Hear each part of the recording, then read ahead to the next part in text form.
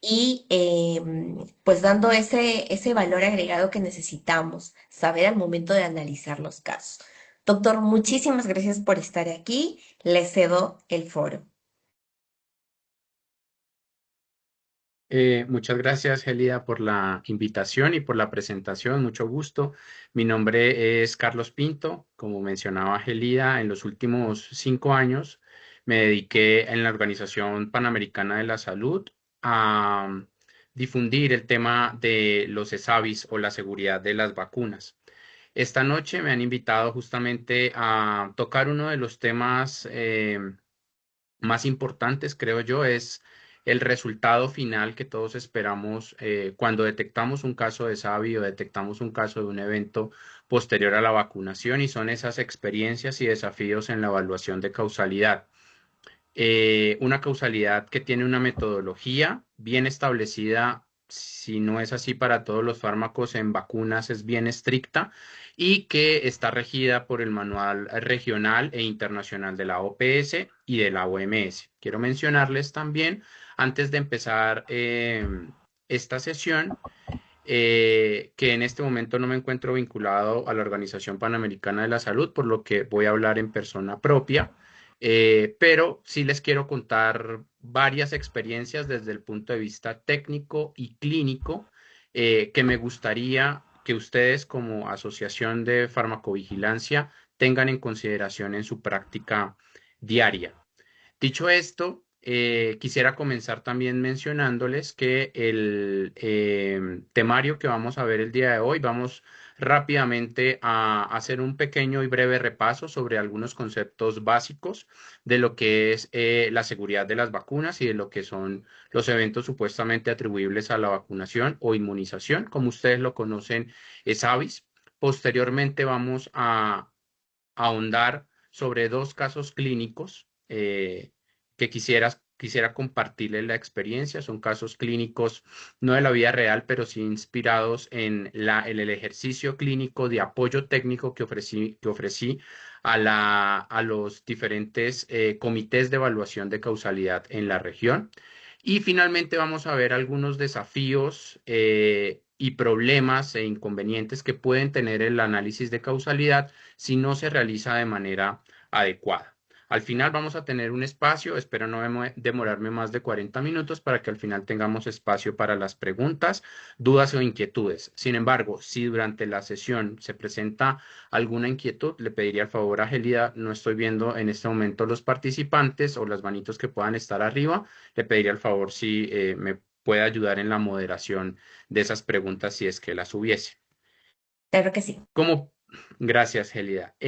Como primera diapositiva, quería preguntarles a ustedes qué es lo primero en lo que piensan cuando un paciente se enferma gravemente después de una vacuna.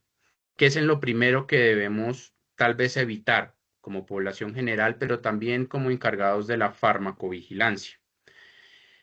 Solo para tenerlos, para hacerlos reflexionar, tendemos como seres humanos siempre a asumir que si un evento ocurrió luego, bien sea de la administración de la vacuna o bien sea de la administración de cualquier otro tipo de medicamento, siempre asumimos que entonces ese evento que estamos viendo es el reflejo de la administración de ese medicamento o en este caso de la vacuna. Asumimos erróneamente de inmediato que hay un evento causal entre la vacuna y el evento adverso. O por el contrario, también podemos vernos en situaciones en donde el paciente tenía algún tipo de comorbilidad, se administró la vacuna, pero erróneamente descartamos o prematuramente descartamos que pueda ocasionarse esa causalidad luego de la administración de la vacuna, porque es que esa persona tenía hipertensión o tenía diabetes o era una respuesta natural de la enfermedad o condición de la cual tenía ese paciente. Esta diapositiva para hacerlo reflexionar de que un ESAVI no se resuelve de entrada diciendo que es culpa de la vacuna. Es muy importante identificar primero si se trata de un evento adverso posterior a la vacunación e inmediatamente hacer la notificación. Por eso quería traerles a colación de qué se trata un ESAVI o qué es un ESAVI para la vigilancia regional en las Américas. Un ESAVI o evento supuestamente atribuible a la vacunación o inmunización se define como cualquier situación de salud, bien sea signo, hallazgo anormal de laboratorio, síntoma o enfermedad, que es desfavorable. Eso quiere decir que no está intencionado y que ocurre luego de la vacunación o de la inmunización. Y un apartado muy relevante que está al final, y es que no necesariamente tiene una relación causal con el proceso de la vacuna o de la vacunación. Eso quiere decir que particularmente este evento dentro de la farmacovigilancia ingresa como una sospecha, no como un caso confirmado. Por eso se ha mantenido dentro de la definición regional la palabra supuestamente, porque justamente indica la incertidumbre causal.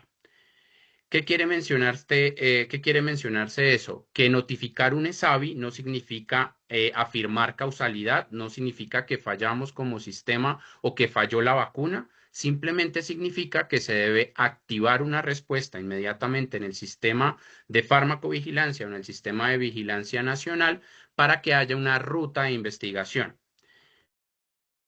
Ahora bien, estos son los 5 errores que como sistema de farmacovigilancia deberíamos evitar a toda costa. Primero, atribuir automáticamente la causalidad entre la vacuna y el evento adverso, lo que les mencionaba anteriormente. Creer que porque el paciente se administró la vacuna antes de tener el evento adverso, pues automáticamente ese evento, ese diagnóstico es atribuible a la vacuna o a la vacunación. Segundo, que es lo contrario justamente, descartar automáticamente la causalidad entre la vacuna y el evento adverso, porque es que esa persona ya tenía una comorbilidad, porque ya tenía un antecedente importante y seguramente ese antecedente es la causa que originó ese evento adverso y puede ser que esté favorecido por la vacuna o por el proceso de vacunación, atribuirse también a un error programático. También clasificar un caso de SAVI sin tener un diagnóstico válido. Es importante también mencionarles que hay múltiples tipos de síndromes o diagnósticos que pueden estar relacionados con un ESAVI. Sin embargo, desde el momento de la notificación es bien importante detallar cuáles son los signos, síntomas o hallazgos anormales del laboratorio, justamente para que en el momento de la investigación tengamos un poco más claro y estandarizado cuál es ese diagnóstico que tiene ese caso. Está bien que no se notifique con el diagnóstico válido ese caso, pero sí es muy importante que durante el proceso de la investigación de campo se haga una validación de ese diagnóstico. Por eso este punto es tan relevante. No se puede clasificar, y de entrada se los menciono, no se puede clasificar un caso de SAVI sin tener un diagnóstico válido. Cuarto error que debemos que no se debe realizar en un sistema de farmacovigilancia, comunicar antes de tener una hipótesis técnica. Han salido de pronto muchas informaciones o muchas noticias en medios de comunicación, ocurre un evento adverso y lo primero que sale tal vez el gobierno o las autoridades nacionales a decir es que no es la vacuna, sin tener claridad realmente de qué fue lo que sucedió y sin tener una investigación detrás que respalde la evidencia de que efectivamente no se trató de la vacuna. Sabemos que es por respaldar el programa de inmunizaciones, sin embargo, es muy importante que se prepare las autoridades nacionales y el Comité Nacional de Farmacovigilancia y también el Comité Nacional de Análisis de Causalidad en cómo se va a hacer esa comunicación del riesgo en temas de vacunas y en temas de seguridad de vacunas y confundir la notificación con la causalidad. Muchos también desde el primer nivel de atención temen hacer la notificación porque creen que ese ESAVI, aun cuando es no grave, puede que los desacredite como programa o puede que vayan a haber consecuencias negativas o punitivas para ese centro de atención o ese centro de vacunación, por lo cual siempre es muy importante recalcar en los equipos de atención primaria la notificación obligatoria de este tipo de eventos justamente para que todo el sistema esté informado. Aquí el mensaje clave que les quiero mencionar es que el análisis serio empieza aceptando, serio de un ESAVI, empieza aceptando la incertidumbre. La tarea justamente de los sistemas de farmacovigilancia nacionales no es defender ni acusar la vacuna, es reconstruir justamente la evidencia para ver finalmente qué fue lo que sucedió en ese caso en particular. Aquí simplemente para recordarles, ya vimos un poco de lo que era la definición de caso y que no hay que asignarle directamente a un caso la causalidad. Es importante también que ustedes tengan en consideración cuáles son los criterios de gravedad de un ESAVI. El primero es la muerte o el riesgo vital. El segundo, la hospitalización o prolongación de esa hospitalización, que haya tenido ese caso una discapacidad permanente o significativa. Y el último es que haya una sospecha de anomalía congénita, muerte fetal o aborto. Y aquí también quiero hacerles claridad en dos cosas. La primera es que eh, el caso que no cumpla estos criterios de gravedad o de ESAVI grave, pues automáticamente sería un ESAVI no grave. También en Perú y en otras partes de Latinoamérica, estos casos también son susceptibles de notificación. Es muy importante que ustedes tengan en consideración que los casos no graves también se deben hacer la notificación al sistema de vigilancia o de farmacovigilancia nacional. Y los ESAVIS graves que vamos a ver más adelante son los que están considerados para hacer una investigación más amplia de campo. Aquí el mensaje clave también que quería mencionarles como segundo punto es que la gravedad tampoco determina la causalidad. No porque un ESAVI sea grave o cumpla con estos criterios de gravedad, pues inmediatamente pues tiene la causalidad resuelta. No es así. La gravedad lo que nos ayuda a todos en el sistema de farmacovigilancia es a definir la prioridad en la investigación. Les mencionaba que todos los ESAVIS graves, casi que en todos los países de la región, son susceptibles de hacer una investigación de campo mucho más amplia.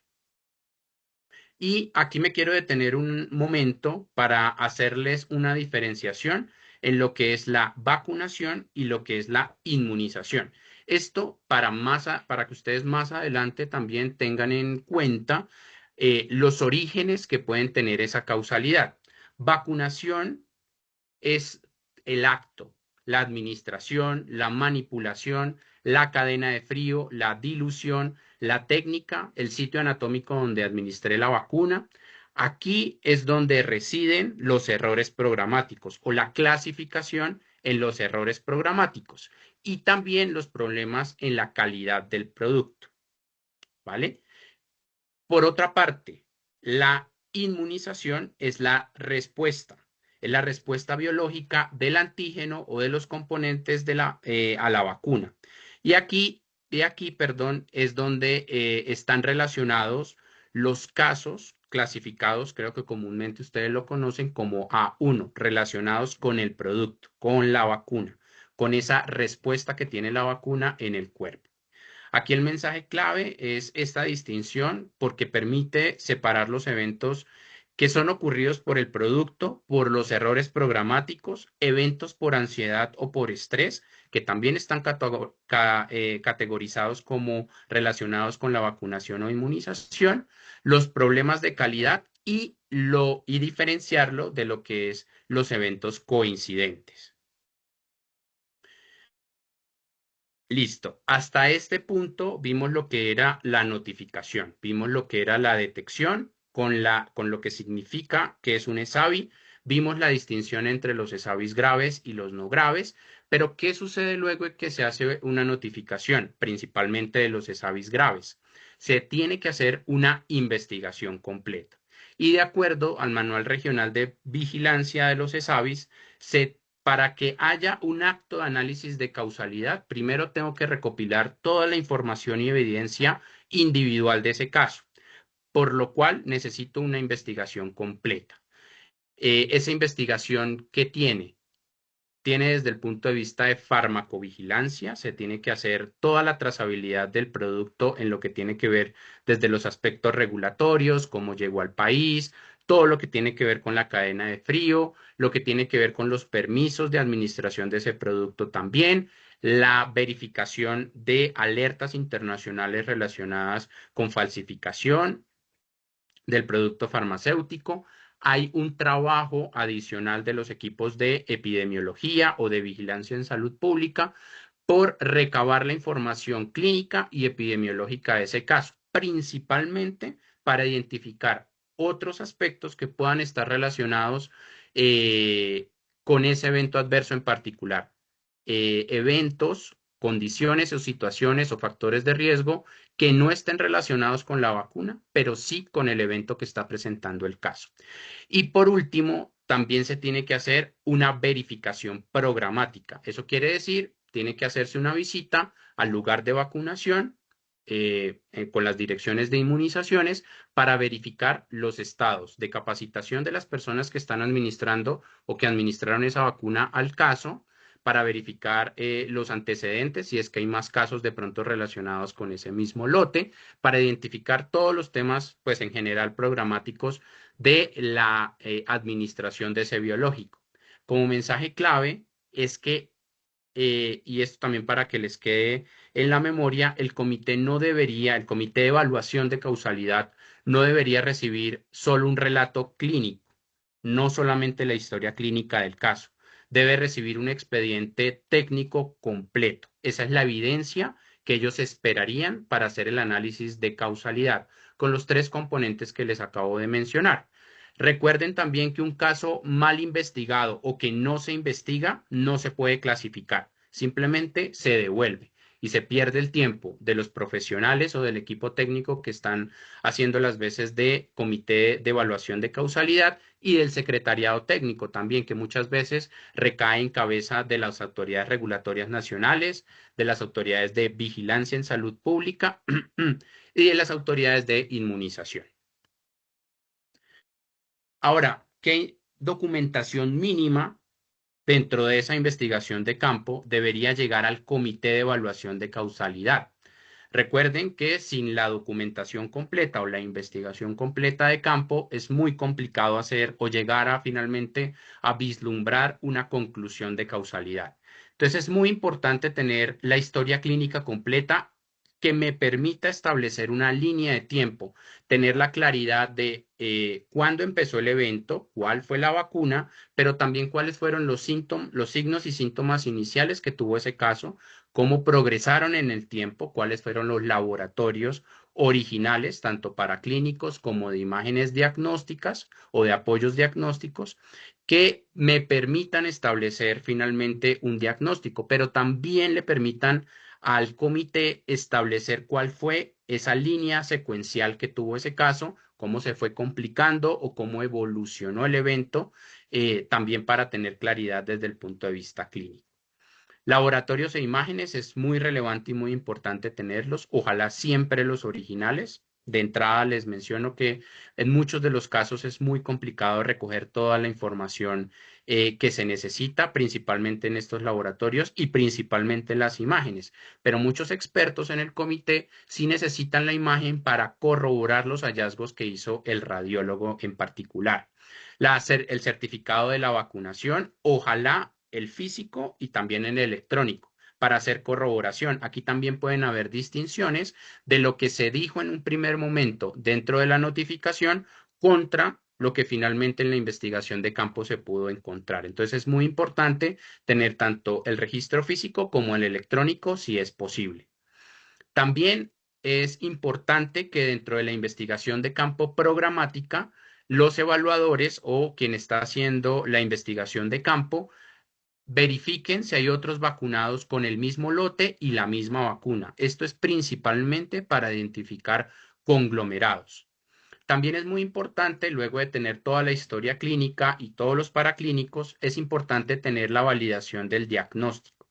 Esto se hace a través de las definiciones de caso de Brighton, en los cuales estandariza justamente esos diagnósticos y permite al personal de epidemiología y al personal clínico hablar el mismo idioma y entender cuáles son esos criterios, por ejemplo, para diagnosticar síndrome de Guillain-Barré, diagnosticar miocarditis, encefalitis, etcétera. Es muy importante antes o durante el momento de la investigación tener ese diagnóstico clínico válido. También es muy importante recabar la información dentro de los antecedentes principalmente pues los que tienen que ver con comorbilidades, cirugías, traumáticos y también los que tienen que ver con los medicamentos para establecer de pronto si hay reacciones medicamentosas que puedan explicar el evento adverso al cual me estoy enfrentando en ese caso de SAVI. También debe haber una evaluación de la cadena de frío y de la técnica de administración. Esto se hace durante la visita al puesto de vacunación o al lugar de vacunación. Y debe haber una investigación de campo, como les mencionaba, de los tres componentes: programática, epidemiológica, estableciendo factores de riesgo, o si en esa ciudad o en esa residencia donde está el paciente hay otros eventos de interés en salud pública que puedan estar relacionados con el ESAVI en particular. Y por supuesto se debe adelantar todo el proceso de la investigación de farmacovigilancia. Finalmente, uno de los insumos que también es muy importante tener durante el proceso de la investigación de campo es la revisión sistemática de la literatura. Esto apoyará justamente la decisión final que tenga el comité de evaluación de causalidad. La causalidad no solo se compone de los ingredientes o de la investigación clínica individual de ese caso o de la investigación epidemiológica. También requiere de la investigación programática, como veíamos, de farmacovigilancia, pero también tiene que estar respaldado por una revisión de la literatura. En esta, lo que revisamos o lo que tratamos de adelantar para el comité es revisar desde el punto de vista epidemiológico si existe una asociación epidemiológica descrita en la literatura científica y si también existen algunos periodos o ventanas de riesgo declarados también en esta literatura disponible. Para el componente epidemiológico que les mencionaba, principalmente si existe la asociación o no, nos sirve mucho, obviamente, ensayos clínicos. Como ustedes sabrán, pues es muy complicado, sobre todo cuando estamos hablando de eventos adversos graves, tener efectivamente eh, ensayos clínicos que demuestren la asociación ante un evento que ocurre de 1 en 100.000 casos o 1 en 1 millón de casos. Necesitaríamos mucha población dentro de esos ensayos clínicos para poder detectar justamente esa asociación estadística. Por lo cual, lo que generalmente dentro de la evaluación de causalidad y dentro de esa revisión sistemática se utilizan son estudios analíticos tipo casos y controles o cohortes para poder ver y dilucidar si efectivamente existe esa relación, por lo menos estadística, de asociación entre la vacuna y el evento adverso. Y por otro lado, la revisión sistemática también tiene que evaluar si es que existe en la literatura científica mecanismos fisiopatológicos o plausibles en los cuales se hayan descrito la asociación entre la vacuna y el evento adverso. Esto es el camino que recorre finalmente esa interacción de la vacuna para que ocasione el evento adverso.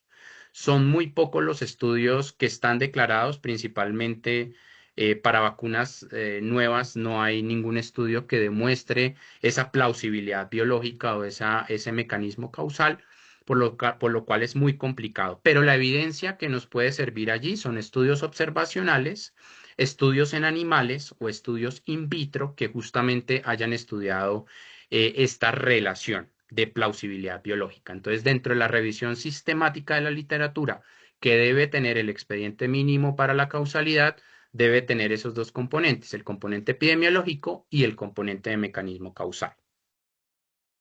Ahora, ¿quién debe realizar el análisis de causalidad? Porque el análisis no puede ser un criterio clínico individual, que se reunió simplemente el especialista en cardiología o el especialista en neumología y decidió finalmente que ese caso era o no era atribuible a la vacunación. Tampoco corresponde o recae dentro de la responsabilidad, es lo que dice la OPS, del programa de inmunización. No es el programa porque estaría técnicamente sesgado siendo juez y parte en el proceso, ni tampoco es responsabilidad de la autoridad regulatoria. La decisión final de la clasificación de causalidad corresponde hacerla a un comité de expertos interdisciplinario, en el cual o del cual deberían ser parte especialistas clínicos, por supuesto, porque vamos a evaluar diagnósticos. Esto es muy relevante, pero no solamente deberían ser encargados desde la parte clínica, sino también expertos en farmacovigilancia, que entiendan qué es una alerta en farmacovigilancia, que entiendan de qué se trata un valor de RR en la literatura científica. Por eso también deben ser apoyados por especialistas en salud pública y en epidemiología.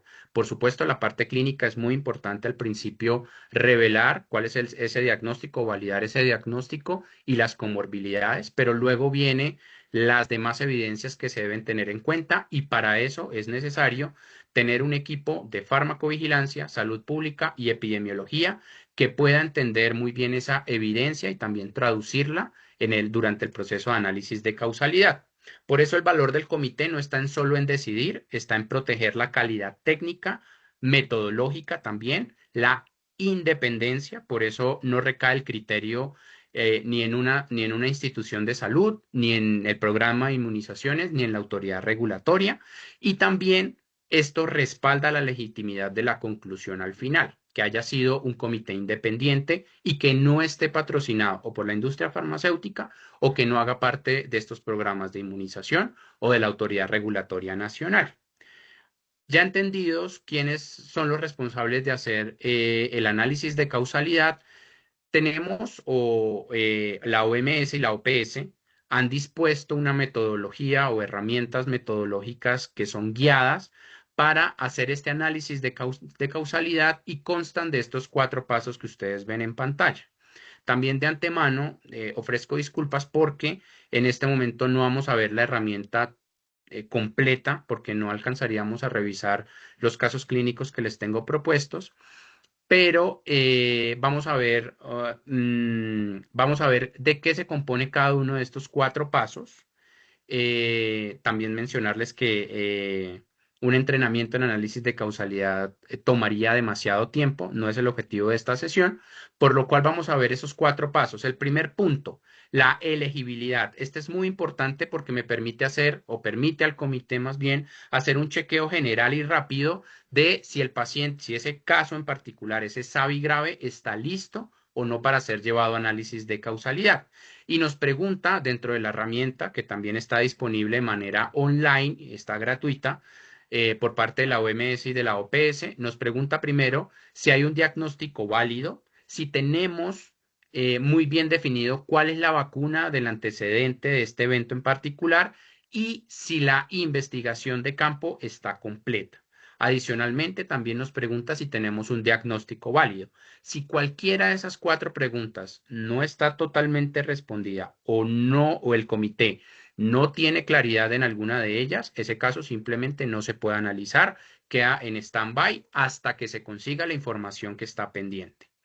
Luego de que tengamos claridad de esas 4 preguntas, de que el caso efectivamente sí tiene la información completa, sí tenemos una vacuna o el antecedente vacunal claro de cuál fue, tenemos el diagnóstico válido, bueno, pasamos entonces a la lista de verificación. Son una serie de preguntas, aproximadamente unas 50 preguntas, que justamente hacen navegar al comité en todos las posibles clasificaciones. Les pregunta desde si hay otros eventos que puedan corresponder al caso, si en la evidencia científica está respaldado que el evento adverso puede ser producido por la vacuna, hasta, por ejemplo, si el caso pudo haber sufrido estrés previo a la vacunación y esto ser el causante de ese evento adverso, y también sobre todos los problemas programáticos que veíamos anteriormente. Esta lista de verificación es bastante exhaustiva. Aquí lo que tienen que hacer los expertos es, perdón, justificar dentro de cada una de esas respuestas por qué sí o por qué no. Y tiene que ser respondidas cada una de ellas, porque ese es el juicio de la herramienta metodológica. Para que después, basado en las respuestas que dio el comité y en la evidencia que pudo depositar en esa lista de verificación, pasen al algoritmo y basado en la evidencia individual y en la evidencia también científica internacional que está respaldando el análisis de causalidad de ese caso, pues tome la decisión de qué tipo de clasificación van a dar. Pero esto no se hace, vuelvo y repito, de manera arbitraria porque un especialista dijo que era por la vacuna. Esto se hace de manera consensuada entre todos los miembros del comité, basado en la evidencia que pudo aportar el secretariado técnico.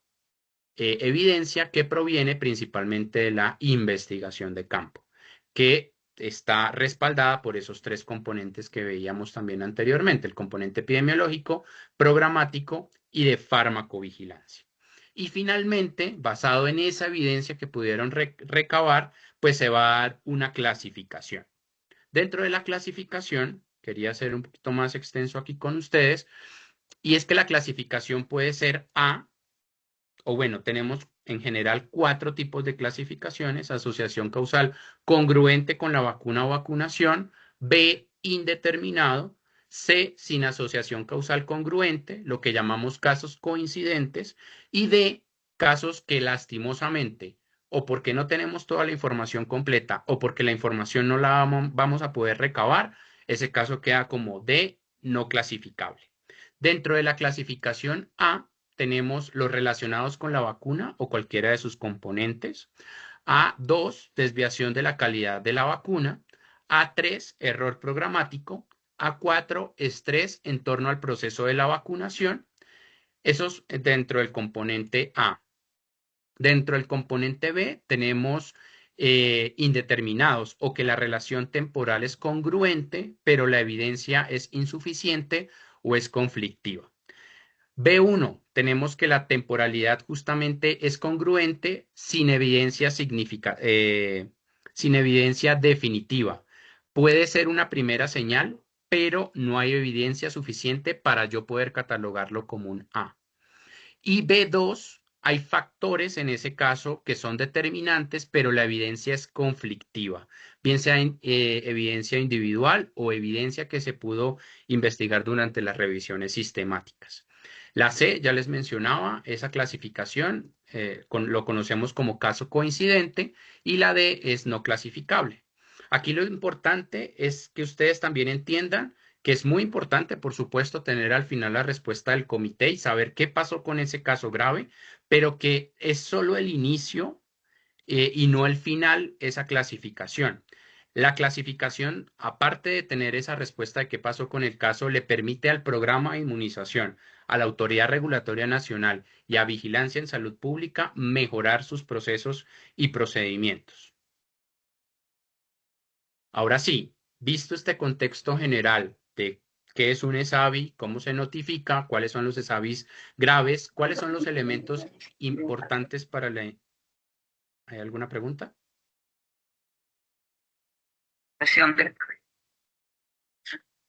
¿Sí? ¿Alguna pregunta?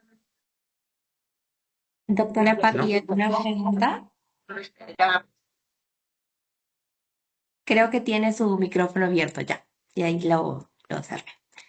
Listo. Entonces, teniendo claridad, como veíamos antes, de qué era, de qué era un ESAVI, por qué es importante hacer la notificación, cuáles son los ESAVIs graves, cuáles son los no graves, cuáles son los elementos importantes durante el proceso de la investigación de campo, quién lleva a cabo el análisis de causalidad, cuáles son la herramienta que está disponible por parte de OMS y de OPS. Vamos a ver un par de casos clínicos que quiero compartirles para que ustedes vean cómo es muy resumidamente la experiencia, aunque estos procesos son muy enriquecedores. Los de análisis de causalidad se aprende demasiado, no solo de la parte de farmacovigilancia, sino también de la parte clínica y de la parte de los procesos programáticos también. Entonces, voy a tratar de traerles un poquito de esa experiencia que he tenido con este par de casos clínicos. El primer caso clínico se trata de un hombre de 27 años, de ocupación ingeniero. Los antecedentes de importancia y de relevancia son que tenía enfermedad de Lyme tratada hace 4 años, COVID-19 diagnosticado en mayo del 2020, taquicardia paroxística no tratada hace 5 años, tiene antecedentes familiares de un infarto agudo de miocardio en abuelo paterno. Dentro de la vacuna o del proceso de vacunación que tuvo, se vacunó con la vacuna de Pfizer BioNTech, Ustedes pueden ver aquí, pues el lote es un caso igualmente ficticio. La vacunación se dio el 11 de junio del 2021 en la primera dosis. No teníamos disponibilidad de la hora en que se vacunó. La fecha de vencimiento de esa vacuna era el 30 de septiembre del 2021. Dentro de la cronología o de esa línea de tiempo de lo que sucedió, el 11 de junio del 2021, esto se evidenció en el proceso de la investigación de campo, se dio la primera dosis de la vacuna de Pfizer. El 14 de junio del 2021, el paciente tuvo un dolor precordial opresivo 8/10, sin irradiación, asociado a esfuerzo físico el día anterior, viaje a 2.640 metros sobre el nivel del mar. Dentro de la consulta que se dio, porque inmediatamente acudió a cardiología de manera particular el 15 de junio del 2021, se le practicó un electrocardiograma que evidenció una elevación del segmento ST lateral alta e infradesnivel inferior.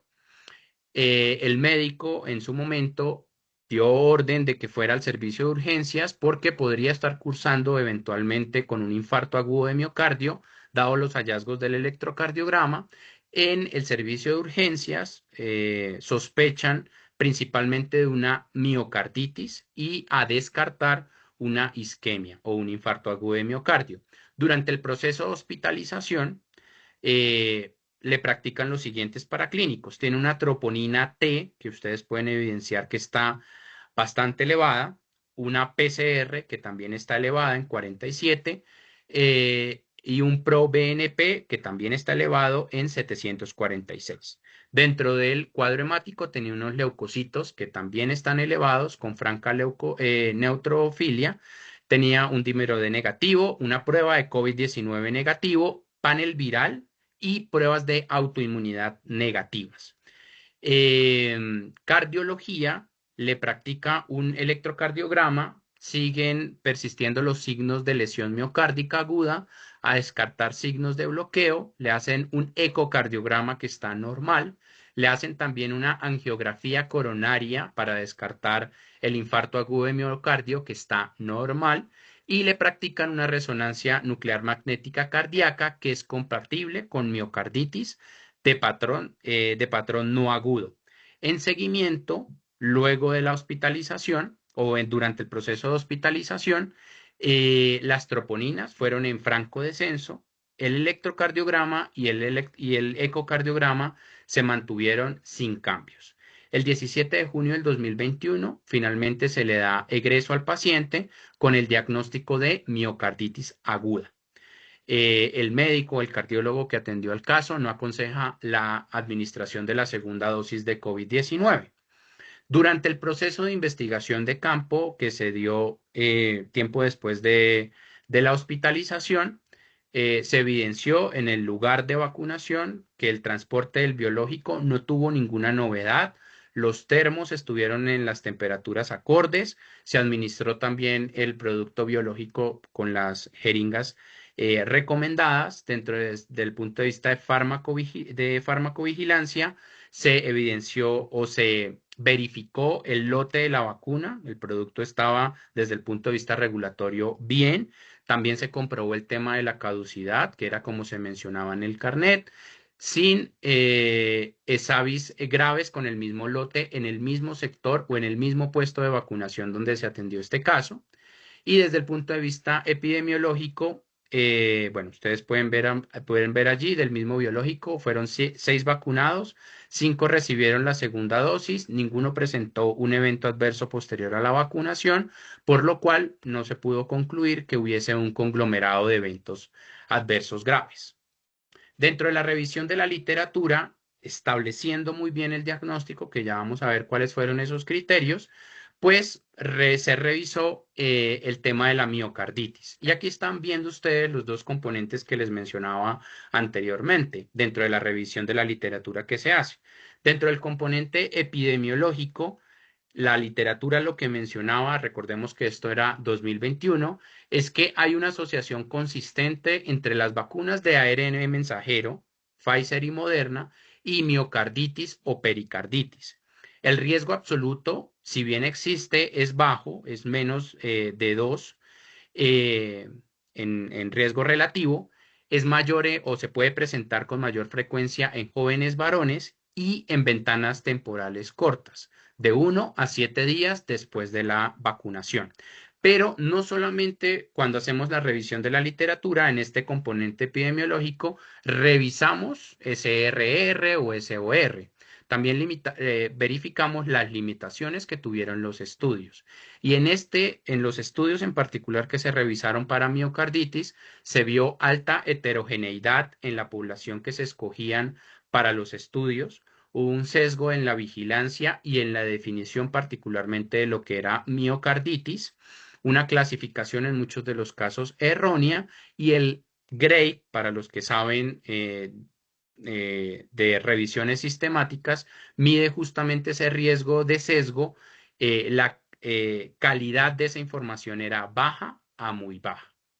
Eso para el componente epidemiológico. Para la evidencia que tiene que ver del mecanismo, el mecanismo es plausible, pero no es definitivo. Dentro de los informes y de los diferentes estudios que se verificaron, habían descritas simplemente, pero no comprobadas, lesiones miocárdicas, miocitolisis, infiltrados y miocarditis linfocítica, con respuesta inmune celular, principalmente dado por TSD8, macrófagos, eosinófilos ocasionales.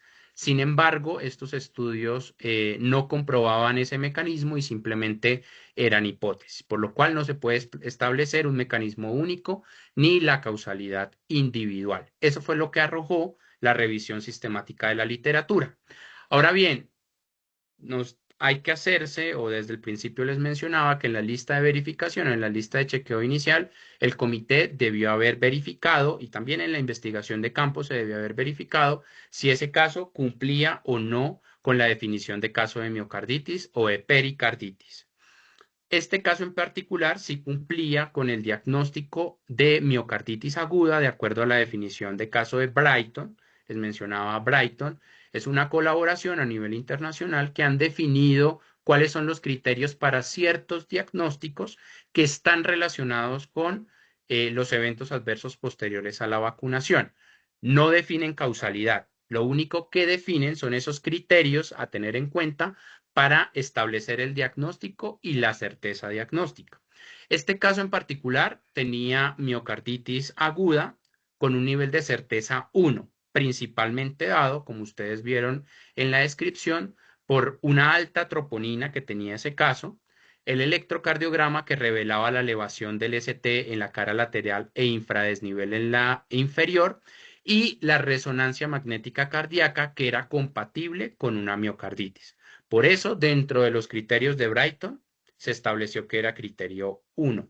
Y por eso es tan importante también tener una definición de caso o un diagnóstico válido antes del análisis de causalidad, porque nos permite o le permite principalmente al secretariado técnico tener listo esa revisión de la literatura, teniendo claro la vacuna y el diagnóstico que se va a evaluar dentro del comité.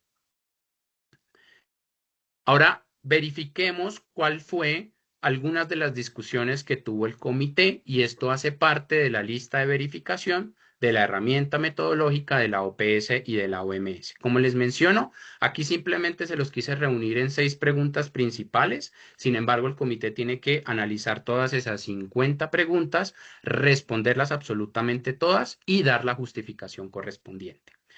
Principalmente a si hay otra causa posible para ese evento en particular, la miocarditis. Dentro, el comité dijo que a favor de descartar otras causas, el paciente tenía una angiografía coronaria normal, sin lesiones obstructivas, una PCR para COVID-19 negativa, paneles virales negativos, pruebas autoinmunes negativas y radiografía de tórax sin hallazgos agudos. Esto porque es importante. Aquí el comité lo que se debió haber preguntado son las otras causas para miocarditis, dentro de las cuales están causas infecciosas y causas autoinmunes. Como ustedes pueden ver allí, pues tenía todos los paraclínicos y todas las evidencias para descartar otro tipo de causas. Ahora, para considerar dentro de esas otras causas, tenía un dolor asociado temporalmente a la actividad física, que pudiera estar relacionado con la misma. Tenía un viaje a una ciudad de una altitud mayor a la que estaba acostumbrado, también puede ser una condición relacionada con ello. Tenía un antecedente de taquicardia paroxística, que también puede estar relacionado a otras causas diferentes. Y tenía un antecedente familiar de infarto agudo de miocardio. Eso para establecer las otras causas. Dentro de la ventana temporal para ver si estaba, si era compatible o no, pues veíamos que dentro de la literatura se establecía que la ventana temporal estaba entre 1 y 7 días. El paciente, dentro de su proceso de vacunación, pasaron 3 días luego de que se administró el biológico, por lo cual estaba dentro de esa ventana de riesgo que establecen los estudios epidemiológicos. Si hay evidencia publicada, pues ustedes vieron que hay una asociación, si bien hay una asociación, la asociación es discreta, es una asociación epidemiológica entre las vacunas de ARN mensajero y la miocarditis o la pericarditis. Hay una señal que luego entendimos y clarificamos con el tiempo muy clara entre la vacuna de COVID-19 de ARN mensajero y la miocarditis, principalmente en personas jóvenes y principalmente en varones. El riesgo absoluto es bajo, pero está asociado la asociación poblacional es consistente dentro de los estudios que encontramos. Sin embargo, aparte de verificar si la evidencia está publicada, también el comité debe declarar las limitaciones que se encontraron, dentro de las cuales está una certeza de grade baja o muy baja en varios estudios, una heterogeneidad entre los estudios, posibles sesgos principalmente dados por la definición de caso en los estudios de vigilancia y posible clasificación errónea de los casos.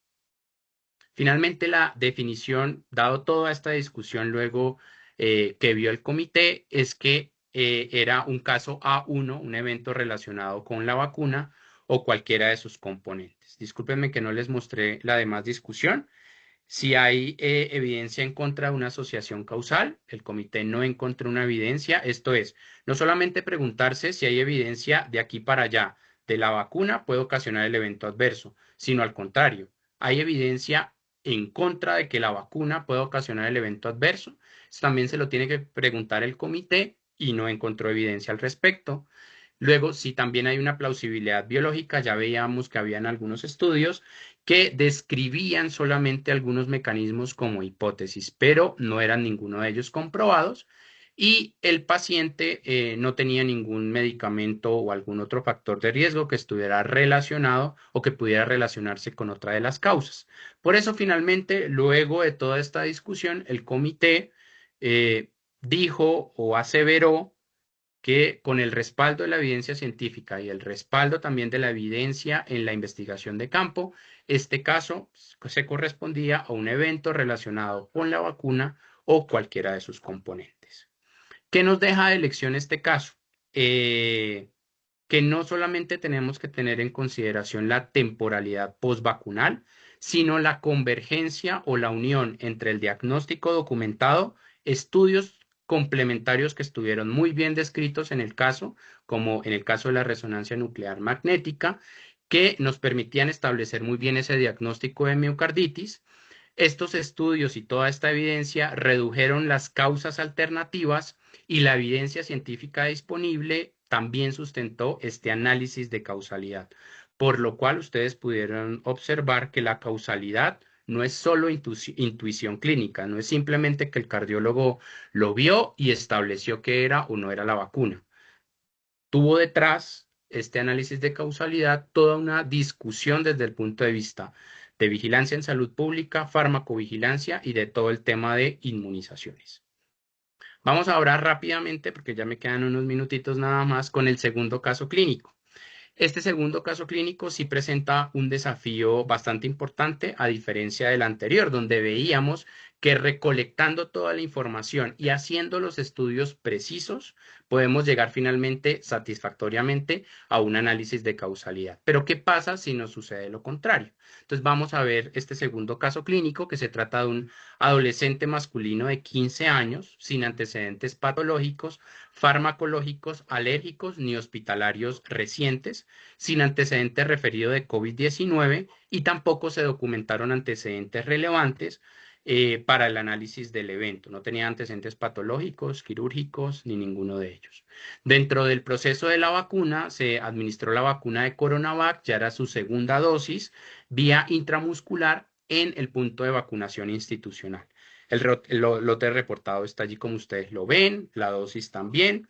Esta vacuna no requiere diluyente. El antecedente vacunal fue la primera dosis, perdón, se dio a finales de diciembre del 2021 sin reacciones reportadas en ese momento. Dentro de la cronología de lo que le sucedió a este caso, el 30 de enero del 2022 recibe la segunda dosis de Coronavac en el hospital. El paciente egresa con buenas condiciones generales, sin reacción inmediata y regresa a la casa sin molestias. Permanece en su casa y pasa el día jugando sin síntomas locales ni sistémicos. No tuvo fiebre, ni convulsiones, ni inflamación, ni dolor o reacción en el sitio de la vacunación. Se acostó a dormir, como de costumbre, en la misma habitación con los familiares, sin cambios en su estado de salud antes de dormir. Sin embargo, el 1 de febrero del 2022 no responde al intentar despertarlo alguno de sus familiares sin respiración ni movimientos torácicos y tiene una cianosis generalizada, por lo cual los familiares lo trasladan inmediatamente al hospital, ingresa sin pulso, con livideces generalizadas, rigidez, deshidratación corneal y equimosis en tórax anterior izquierdo y cuello, por lo cual, luego de hacer las maniobras de reanimación, se declara fallecido. Dentro de los estudios que se pudieron alcanzar a realizar en la institución de salud, se hizo un panel respiratorio con FILAR-RAI, que fue negativo para COVID-19, influenza, perdón, virus sincitial respiratorio, adenovirus, metaneumovirus, rinoenterovirus, parainfluencia, bordetela, clamidia y micoplasma. Dentro de la necropsia, que también se alcanzó a hacer ese mismo día, el cuerpo estaba sin inflamación en el corazón, tampoco tenía inflamación en hígado, en riñón, ni en sistema nervioso central, no tenía encefalitis, tenía un edema alveolar relacionado con el proceso agónico e infiltrado discreto en sitio de punción sin la necrosis, sin trombos ni hemorragias y sin lesiones que expliquen el deceso. Básicamente, para concluirles, el estudio anatomopatológico era una necropsia en lo que llaman los patólogos en blanco. Tenía solo los hallazgos de la muerte, pero no tenía ningún hallazgo que hiciera claro ni evidente la causa de defunción. Dentro de la investigación de campo, en el lugar de la vacunación, se acudió al hospital, se verificó que efectivamente la vacuna había sido la de Coronavac con el mismo lote, se había administrado en el deltoides izquierdo, desde el punto de vista epidemiológico, sin antecedentes relevantes en el lugar de residencia, ni antecedentes previos o postvacunales, sin casos similares dentro de la familia o los conocidos relacionados. Punto de vacunación biológico desde la cava del estado, del municipio, es transportado en ambulancia. La cadena de frío se dio sin ninguna deficiencia entre 2 y 8 grados centígrados. Desde el punto de vista programático, el consultorio donde se atendían los casos para vacunación de COVID-19 eran exclusivamente para esa vacuna, sin problemas en la reconstitución, aunque la vacuna no requería diluyente. La dosis y el sitio anatómico, pues por lo menos desde el punto de vista documental, eran correctos. La vacunadora era una auxiliar de enfermería con 12 meses de experiencia y certificado para vacunación contra COVID-19. Dentro de la revisión sistemática fue muy complicado o es muy complicado en este tipo de casos poder establecer, pues uno, el diagnóstico, porque como ustedes vieron la descripción clínica o la descripción que aportaron los familiares y la historia clínica era, pues no remitía para ningún diagnóstico válido desde el punto de vista de Brighton, por lo cual en estos casos en los cuales no se tiene claridad frente al diagnóstico, hay que tener en consideración primero la vacuna y si esa vacuna tiene un evento adverso grave que pueda conducir a la muerte súbita rápidamente. Dentro de esos eventos adversos que pueden ocasionar este tipo de vacunas podría estar, por ejemplo, o pensarse tal vez en una anafilaxia o otro punto a considerar es cuáles son las causas de muerte súbita en general en la población adolescente. Y ahí empieza uno a dilucidar en conjunto con el médico internista o con el cardiólogo cuáles pueden ser esas causas, dentro de las cuales también para este caso se analizaron canalopatías. Sin embargo, en el país donde se dio el caso en particular, pues no había la disponibilidad para poder hacer este tipo de examen y dos, pues lastimosamente no había un cuerpo y no habían tampoco muestras para poder llevarlo a cabo. Por eso, durante la sesión de causalidad no fue posible establecer un diagnóstico válido, no se presentó evidencia específica asociada al evento, aun cuando también se trató de indagar si en otras agencias regulatorias internacionales habían casos reportados, por ejemplo, de anafilaxia o en dado caso muertes súbitas relacionadas con la vacunación y tampoco se encontró. Y no hubo, como les mencionaba, reportes de muerte súbita luego de la vacunación. Dentro de la lista de verificación, porque el comité de todas maneras tenía que dar un concepto, aunque pues como ustedes pueden observar, la información estaba bastante incompleta, no se podía recabar mayor información. Dentro de si habían otras causas relacionadas con ese evento adverso, el comité dijo que no estaba determinado. El evento final fue una muerte súbita, sin embargo, recordemos que la muerte es una condición, no es un diagnóstico. La necropsia e histopatología no muestran una lesión orgánica concluyente que explique el deceso. Y hay hallazgos principalmente post-mortem o cambios agonales o del proceso propio de la muerte. Y en contra de esa causa alternativa, pues teníamos un panel respiratorio negativo. El paciente, por lo menos en la necropsia, no tenía miocarditis, ni encefalitis, ni encefalomielitis, ni trombosis, ni inflamación sistémica y tampoco habían antecedentes personales relevantes documentados. Dentro de la ventana de tiempo temporal para ver si era compatible, pues técnicamente podríamos decir que ocurrió luego de la vacunación. Esto podría estar a favor, pero de todas maneras no había ninguna documentación que respondieran al respecto y que haya una compatibilidad temporal no demuestra tampoco que haya una causalidad. Si habían evidencias publicadas, pues para este evento en particular no había ninguna dentro de las bases de datos que se consultaron. Si había evidencia en contra de la asociación causal, hay evidencia, hay elementos, pero son muy débiles. No tiene reacciones inmediatas posterior a la vacunación. Esa fue la descripción que se dio al inicio. No hay errores programáticos, por lo menos confirmados en el momento de la investigación de campo, no hay casos similares en el mismo punto de vacunación ni donde vivía el paciente y la histopatología no tenía indicios claros de miocarditis o cualquier tipo de inflamación en el cuerpo. Si había plausibilidad biológica, para este caso no está demostrado, ya que no teníamos un diagnóstico claro. Hay factores de riesgo o algunos medicamentos. El paciente no tenía documentado ningún factor de riesgo o medicamento que se estuviera administrando. De hecho, no tenía ni siquiera diagnóstico de COVID-19. Dadas todas estas limitaciones que ustedes pueden ver, empezando por el diagnóstico del caso, finalmente el comité concluyó con la evidencia individual y también con la evidencia que pudo aportar el secretariado técnico que se correspondía a un caso no clasificable. Si bien había una ventana temporal, o sea, el caso ocurrió luego de la vacunación, no se tenía un diagnóstico etiológico válido, no había una evidencia epidemiológica, ni anatomopatológica, ni epidemiológica o programática suficiente para sostener o descartar la causalidad.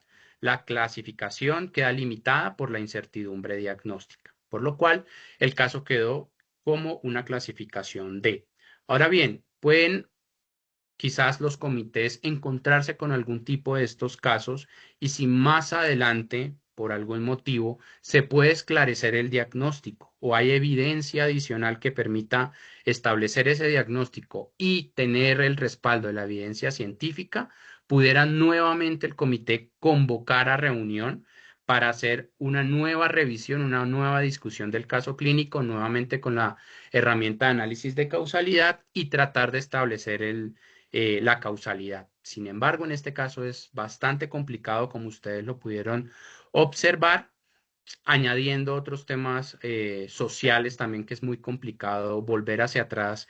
Por ejemplo, en una autopsia verbal, los hallazgos pueden ser bastante complicados.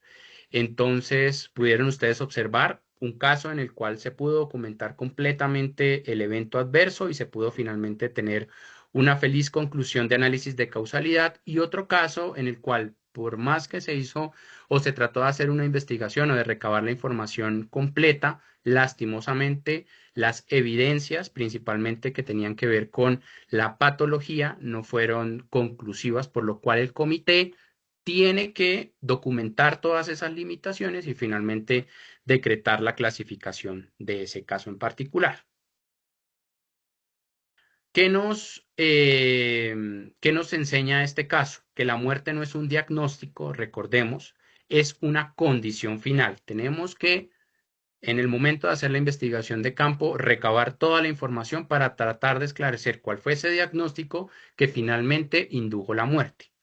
El valor del caso justamente está en mostrar el límite del análisis de causalidad. Aunque el evento ocurrió en una ventana de tiempo temporal, un día después de la vacunación, la investigación clínica, la necropsia, los estudios complementarios y la revisión programática no permitieron establecer un diagnóstico etiológico ni un mecanismo causal atribuible a la vacunación, por lo cual el comité a lo que está obligado en este caso es a declarar esas limitaciones, a dejarlas por escrito en la herramienta de causalidad y a emitir la clasificación. En este caso, lastimosamente, es no clasificable este caso.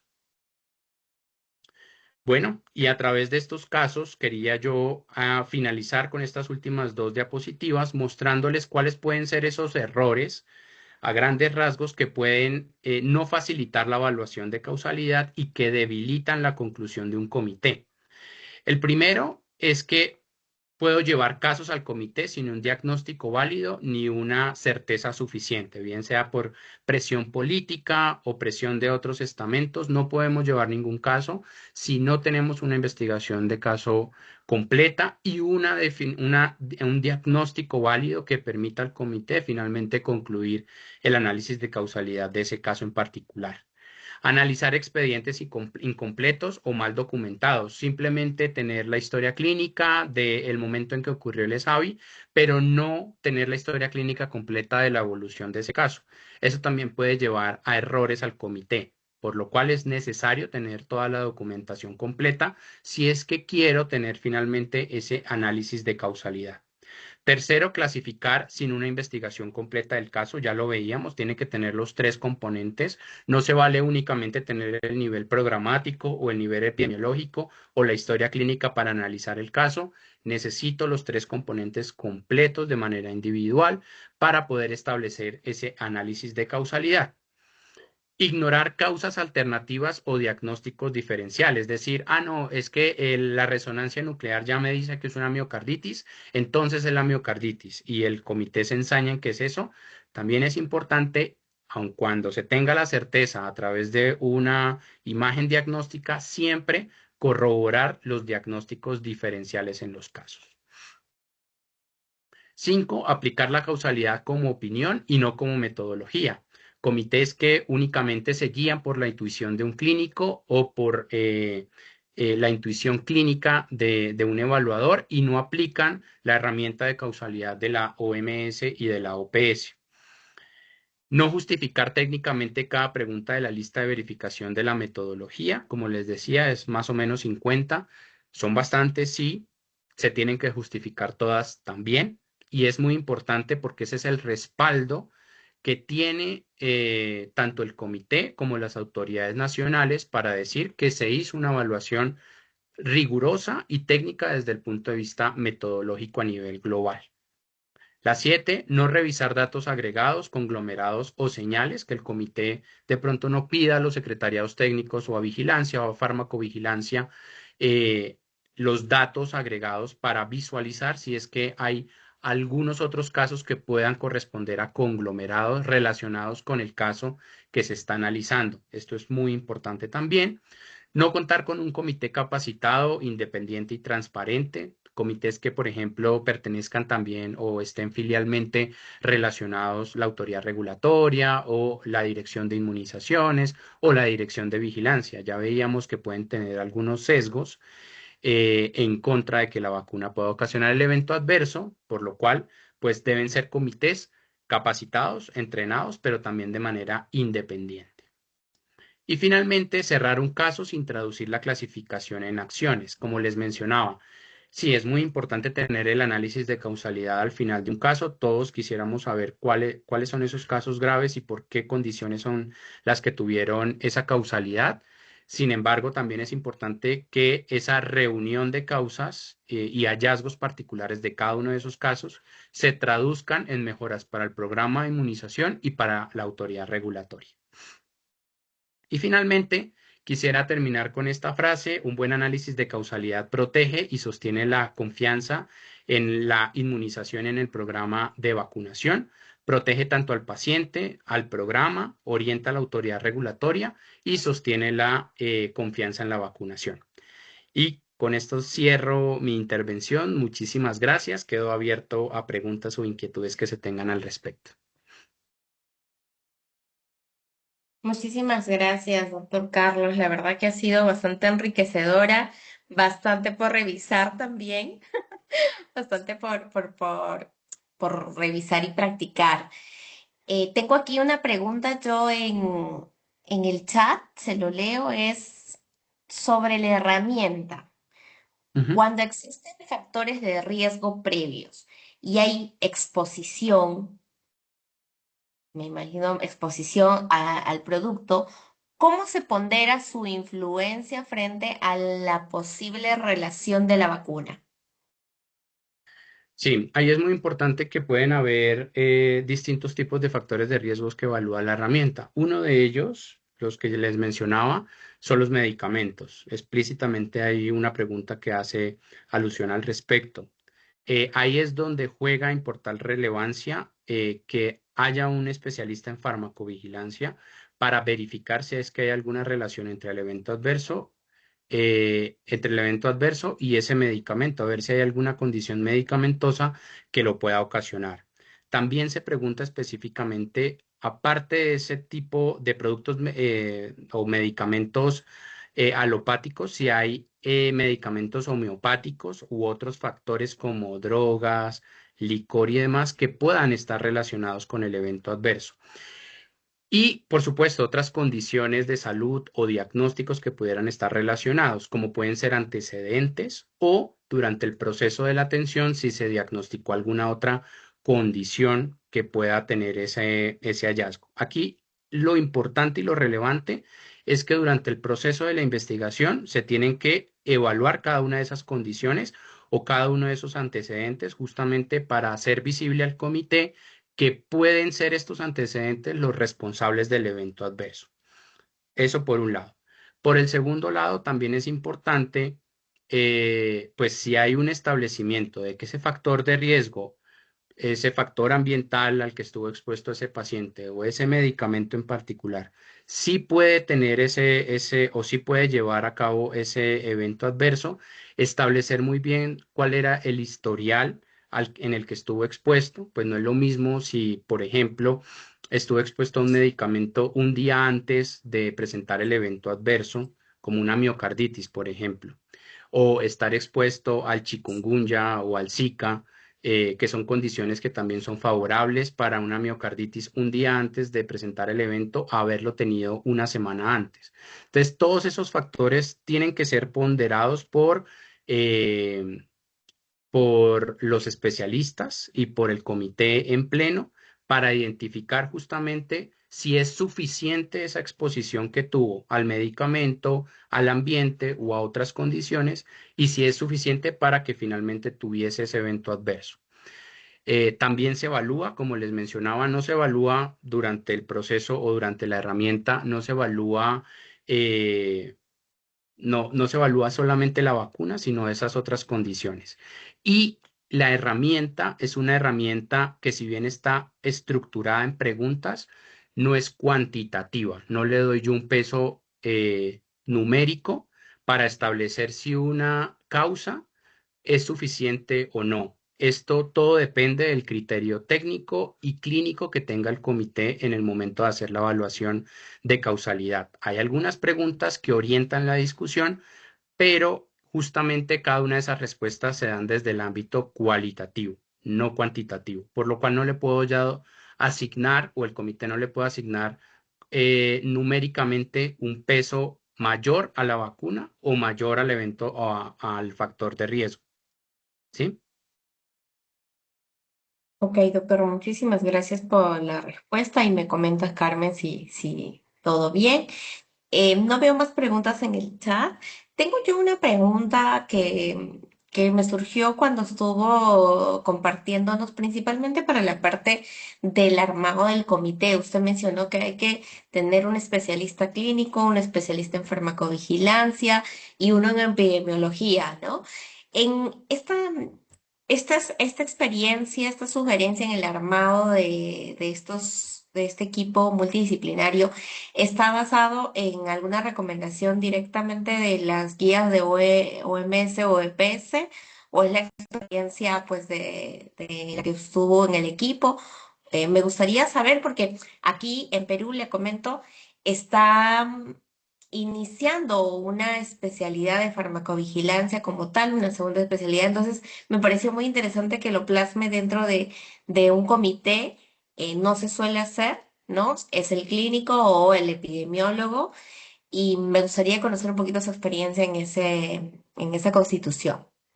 Sí, la recomendación está tanto en el manual regional de la OPS, en el manual de análisis de causalidad de la OMS, que también tiene un curso derivado del mismo, justamente para enseñar y afianzar los conceptos de la herramienta de análisis de causalidad.